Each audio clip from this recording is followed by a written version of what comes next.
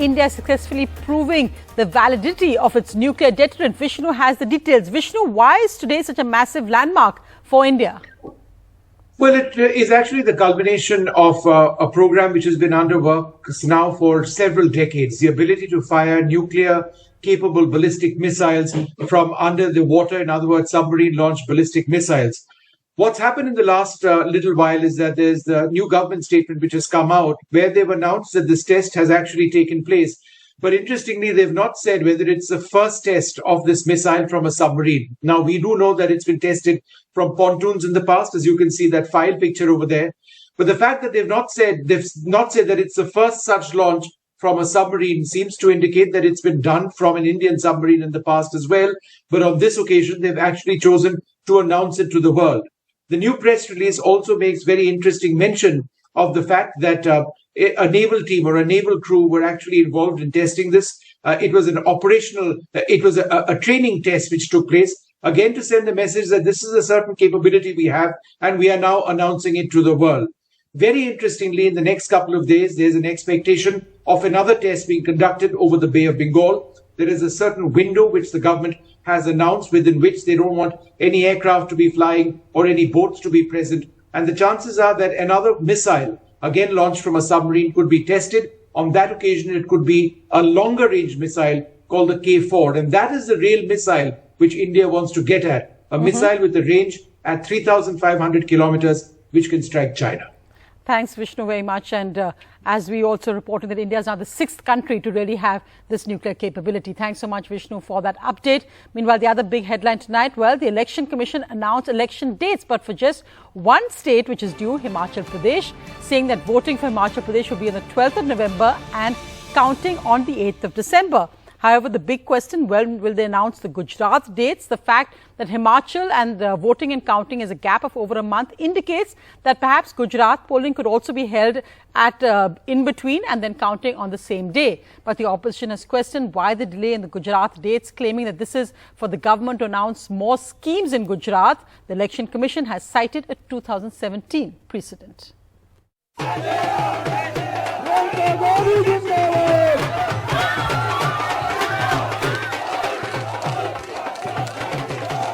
As the stars hit the campaign trail in Himachal and Gujarat, a surprising twist from the Election Commission, which announced that Himachal will vote in a single phase on the 12th of November.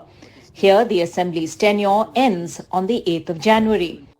But the Election Commission did not announce the schedule for elections in Gujarat, where the Assembly's tenure ends on the 18th of February. Date of poll 12th November and date of counting 8th December. The poll body's move to split the Himachal Pradesh and Gujarat elections has drawn sharp criticism from the opposition. But the Election Commission has justified it, citing the gap between the tenure of the assemblies of Himachal and Gujarat and existing conventions. So you may know that when the elections were announced together in the round in 5 states, West Bengal, Pondicherry, Tamil Nadu, Kerala and Assam, there was a gap of 10 to 15 days. In these elections, there is a gap of 40 days in the qualifying date. There are factors like the weather. And after examining everything, Commission weighed everything and decided to go by the convention which was last held. But the gap of assembly tenures between Himachal Pradesh and Gujarat seems to be a weak defense. The Commission held elections for Goa and Uttar Pradesh together, even though the gap between the assembly tenure was more than 60 days. Similarly, Punjab and UP, 53 days. Uttarakhand and UP, also 53 days. And between Manipur and UP, 57 days. According to the Election Commission sources, the reason for this gap of almost 1 month between polling and counting in Himachal Pradesh is to fit in the poll dates of Gujarat in between and to hold the counting of both Himachal and Gujarat together on December 8th. With camera person Ashok Mahale, this is Arvind Gunasekar for NDTV. Meanwhile, a key meeting being held between the Prime Minister and the Home Minister on these Gujarat elections. For more details, let's go across to Akhilesh. Akhilesh, what do we know? Well, it's a top-level meeting at the Prime Minister's residence, which is going right now. Home Minister Amit Shah is present there, and also Gujarat Chief Minister Mr. Bhupendra Patel and Gujarat BJP President C.R. Patil. All these top 4 leaders are there. They are discussing the Gujarat elections, of course, and the political situation in the state, because it's very crucial for the BJP to win Gujarat once again. The party has been ruling Gujarat for the past 3 decades, and now it is very important for the BJP to win it again. Though the Congress party is not active, and Prime Minister himself hinted that the Congress party is working at the village level, and the BJP workers have to be alert with the Congress party's campaign. But interestingly, the Aam Aadmi party has been trying to register its presence in Gujarat, and it has made the election very interesting in a sense that it was otherwise a dull election, and that's why it's very important for the BJP to keep that factor also in mind. And apart from that, traditionally the BJP has been refusing ticket to the sitting MLAs around 20 to 30%. So this time, what kind of the formula will be there, that is also being discussed in this meeting. And also on the card is some high-profile Congress leaders and some other leaders who are trying to join the BJP. That is also being discussed in the meeting. Right, Akhilesh, thanks so much for that update. Meanwhile, in news just coming in, the Supreme Court will hear an urgent appeal against the acquittal by a division bench at the Bombay High Court of ex-Delhi University professor G.N. Saibaba.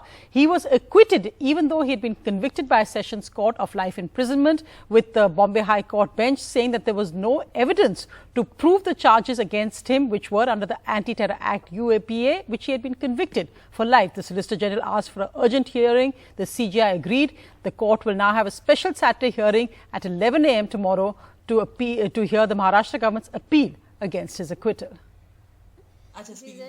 Vasanta is relieved.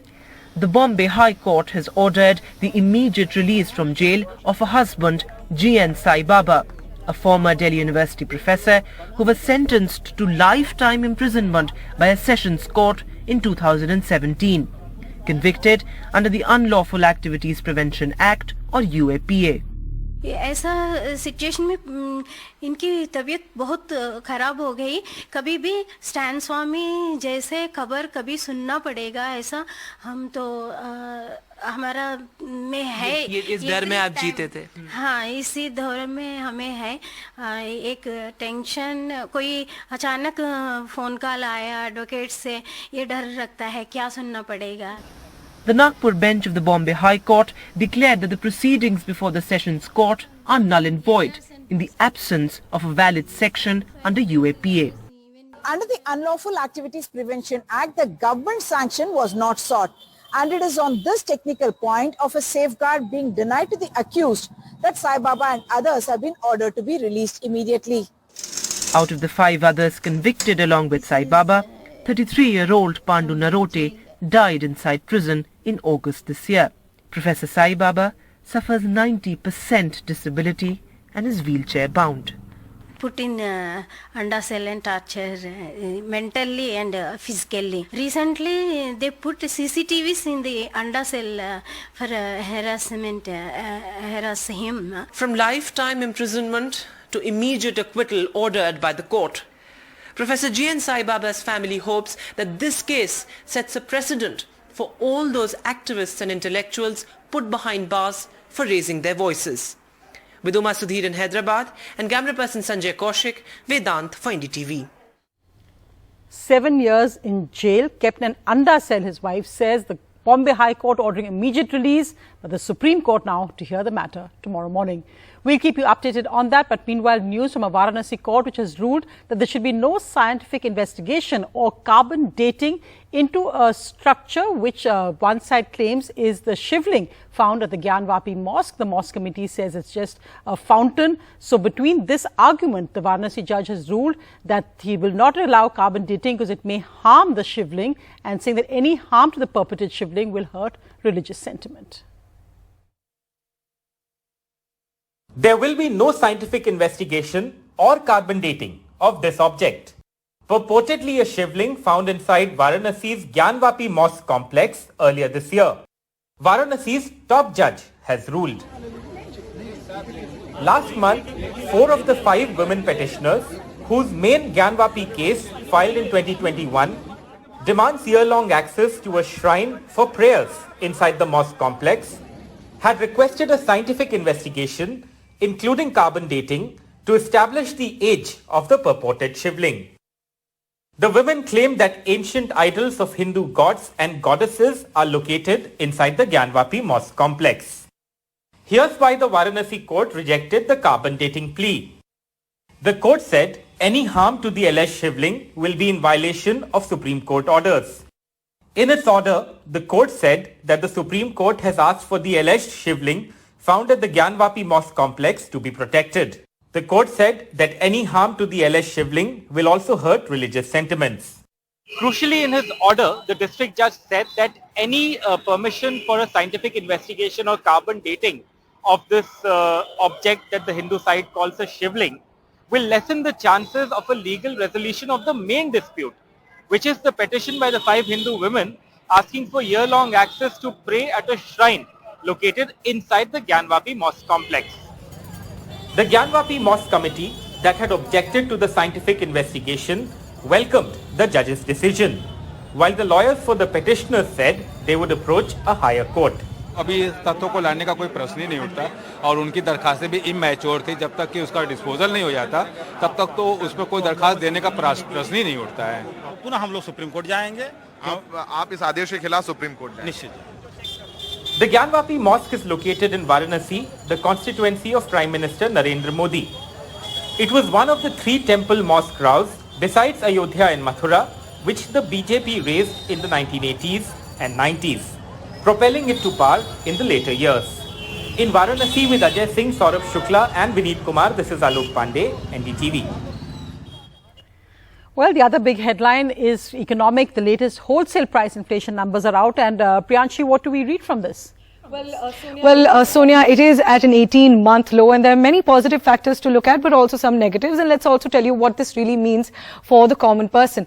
Well, wholesale price inflation has fallen to an 18-month low. It's at 10.7%, which is the lowest since March 2021. The wholesale price inflation has fallen for the 4th straight month. The wholesale price inflation in September is at 10.7%, which is lower than the 12.4% figure that was reported in August. Food inflation has also fallen from 9.9% in August to 8% in September. But it's not a comfortable situation just yet. It's a way to go to pat our backs on this. Remember, this is a lower inflation rate compared to very elevated levels. Wholesale inflation has been in the double digits for 18 months, and this time it reported in double digits for the 18th straight month. The highest inflation is in the fuel and power category at 32.6%. So what this essentially means that the prices of fuel and power and these wholesale products have changed this much percent compared to last year, September 2021 to now. There's also been a 50% surge in potato wholesale prices year on year. Now, to get more clarity, what is really wholesale price inflation and how does it matter us? Wholesale price inflation reflects the rise in the price of wholesale goods and input prices compared to a year ago to now. But experts say that WPI inflation rate fall will likely not affect retail inflation significantly because this only impacts input prices, while the transport prices continue to remain high, and manufacturers and wholesalers are likely to not pass on this benefit to consumers because they're already incurring losses and facing high transportation costs because of high fuel prices.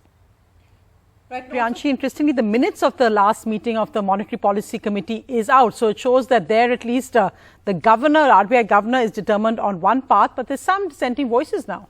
Right, Sonia, there is some contradiction within the Reserve Bank of India. There have been the minutes of the meetings released. This meeting was held from September 28th to 30th, and that's when the rate hike was announced. To control inflation, RBI has been hiking interest rates for the last few months, and RBI's minutes of the meeting say that one RBI Monetary Policy Committee member has warned against more rate hikes. Professor Jayant Verma has said that MPC should now raise the policy rate to 6% and then take a pause. For reference, the policy rate is currently at 5.9%. So Professor Jayant is recommending that it should only be taken to 6% and then there should be a pause. He has warned against unreasonably high real interest rates and said that these could affect growth. On the other side, the RBI governor feels the opposite. He voted for a further withdrawal of accommodation to control inflation, which means that more rate hikes are likely. And while all of this is going on, while there are negatives on the economy, the markets today gained over 1%. Markets gained gained following global peers. The Sensex gained 685 points. It ended at 59,920. Nifty gained 171 points and ended at 17,186. This happened as the markets digested a 40-year high US inflation. It's really confusing for some, but experts say that markets might be assuming that since US inflation has went to a 40-year high, this might be the peak of inflation and inflation might be coming down after this. That is why the markets were positive and Indian markets followed that cue. Right, and Priyanshi, but of course, while you're looking at US inflation, what's happening in the United Kingdom seems to be a complete meltdown, with the finance minister there losing his job in just over a month. That's right, Sonia. Two major decisions that have come from the United Kingdom today. The finance minister lost his job and there was a major policy U-turn that has been announced. The UK government has announced a policy U-turn and sacked the finance minister. Now, Jeremy Hunt, who is a Sunak supporter, is the new UK finance minister. The previous finance minister, Quating, has been sacked after just less than 6 weeks of being in power.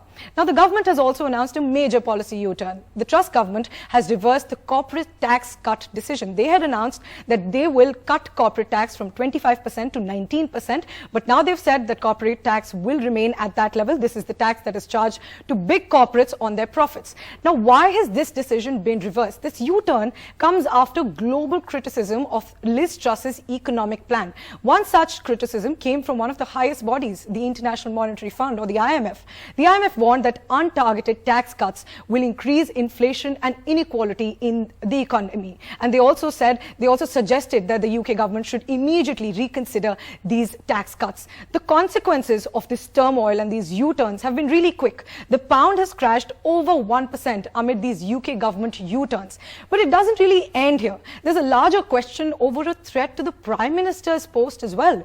A YouGov survey in the Times, a UK newspaper, said that most Tory party supporters feel that Truss was the wrong choice, and some are even saying that most party supporters are now supporting Sunak. She was bluntly even asked while her press conference was going on today, she was asked by a reporter why should she remain as the Prime Minister. Here's how she replied and justified the U-turn by the government. Britain's competitiveness. But it is clear that parts of our mini-budget went further and faster than markets were expecting. So the way we are delivering our mission right now has to change. This will raise £18 billion per year, that I acted decisively to ensure that we have economic stability, because that is vitally important. I met the former Chancellor earlier today. I was incredibly sorry to lose him. The big question, however, as Priyanshi summing it up, will she be able to hold on to a job, with already reports coming in of senior Tory MPs planning a rebellion against her? Meanwhile, the other big international headline is, of course, China, where the Communist Party conference scheduled to start this Sunday, likely to elect President Xi as ruler for life. But today, a one-man protest with posters against President Xi has gone viral, leading China to crack down hard on social media before that key meet. China's censors have stepped into high gear to scrub the internet of evidence of a rare protest in central Beijing and punish social media users who spread its message calling for President Xi Jinping's removal. The photos spread quickly on Western social media, but the protest sent China's stringent online censorship into overdrive. It censored search results for Sitong Bridge, the site of the protest, as well as the words Beijing, warrior, and even the word courage. These banners demanded the removal of dictator and traitor Xi Jinping, days before the president is expected to secure a third term as party leader. The messages also called for an end to the country's draconian zero-COVID policies. The small-scale demonstration, which involved 2 handwritten banners draped from a flyover, came as the Chinese capital bolstered security for the ruling Communist Party's most important political meeting in a decade. Public criticism of the Chinese leader is rare. Property tycoon Ren Zixiang was detained 2 years ago after penning a thinly veiled critique of Xi Jinping's handling of the COVID outbreak. He was later charged with corruption and sent to jail for 18 years. Such scenes are especially rare in the run-up to important political meetings, when authorities turned Beijing into a fortress to maintain security and stability. But this also seems to be evidence of growing public frustration against Xi Jinping's draconian zero-COVID policies. Parmeshwar Bava for NDTV. And as we end tonight, these absolutely shocking visuals of tomato soup being thrown at one of the world's most valuable paintings by Vincent van Gogh of the sunflowers. The painting, which is worth crores, was vandalized by protesters. Luckily, the canvas was covered by a glass frame. The protesters then went ahead to glue themselves to the wall at the National Gallery in London.